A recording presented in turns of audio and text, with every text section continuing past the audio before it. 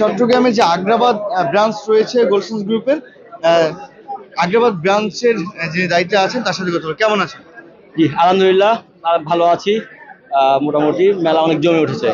প্রথম দিন আমরা দেখেছি যে প্রথম দিন হিসেবে চট্টগ্রামবাসী এই মেলাকে ভালোভাবে অংশগ্রহণ করেছে, তবে গোলশান গ্রুপকে কতটা গ্রহণ করেছে সেটা যদি একটু বলেন।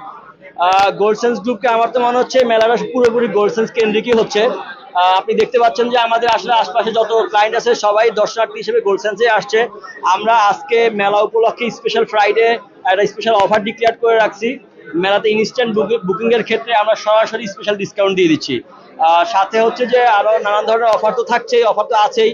তো আমি চট্টগ্রামবাসী, চট্টগ্রামে সাধারণত যেসব যারা ইনভেস্টর আছেন বা হোটেল প্রজেক্টে ইনভেস্ট করার জন্য প্ল্যান করে রাখেন বা এই মুহূর্তে আসলে আমাদের ইকোনমির জন্য অ্যাসেট পারচেস করার জন্য ইন্টারেস্ট থাকেন, তাদের সবাইকে বলবো